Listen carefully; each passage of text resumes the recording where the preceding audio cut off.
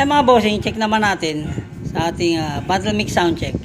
Nagamitin lang yung OSH na speakers, hindi natin gagamitin yung active sub. Siyempre alali lang kasi pupunitin talaga ni Ace to. So, pero try natin.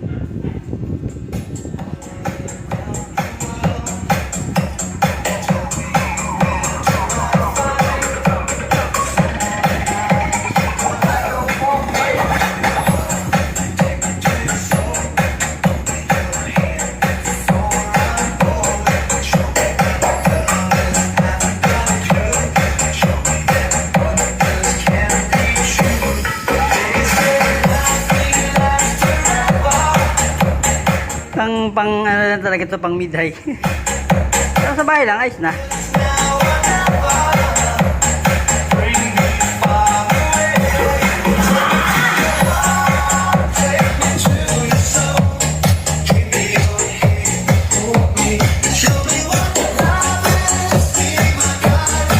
Walang kalabog.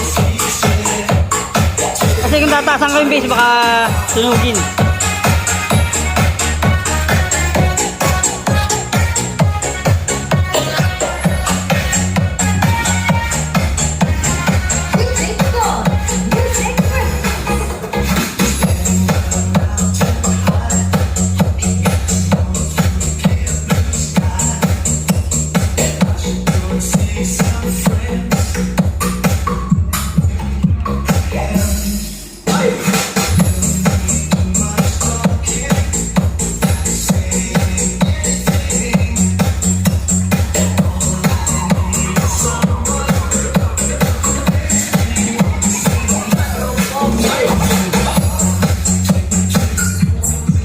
Voice mo bien.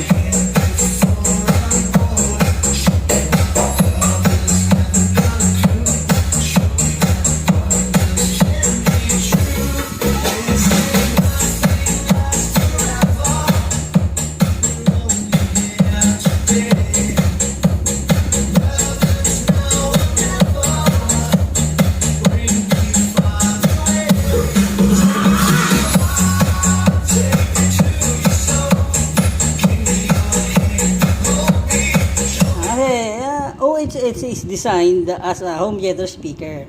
So, hindi naman talaga ito yung nagpo-produce ng bass. No? Mostly ang pinoproduce nito ay mid and high frequencies. So, kahit may woofer siya sa gilid, support lang yun para sa subwoofer. Siyempre, gamitan natin ng subgang. Ganito na siya.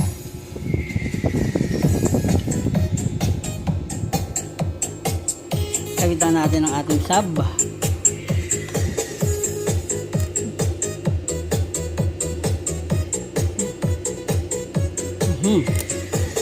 Wait.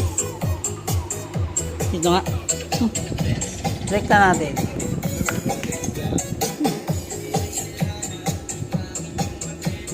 Yan. Again, active sub to mga bossing ha. O, yung pagkakaiba niya.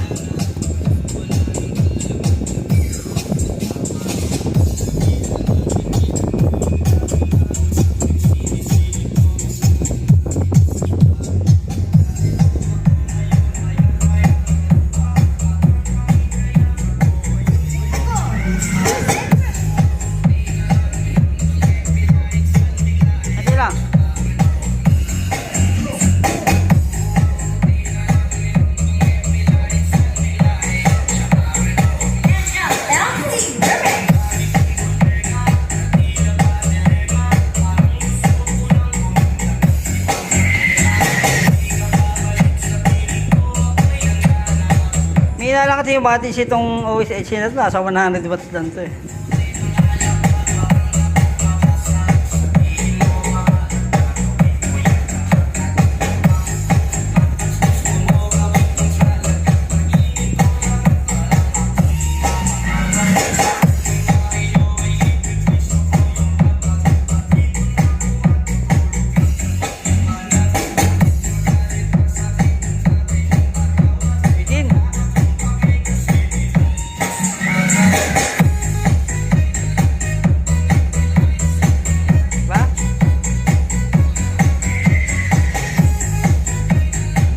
Talagang nilalaman lang siya sa active sub.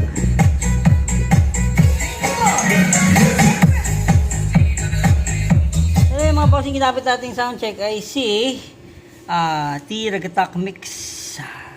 Shoutout mga bossing.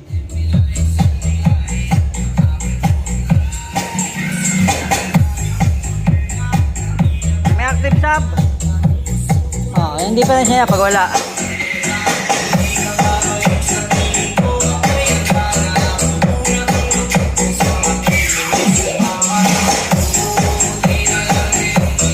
Diba? Swabe na lang siya.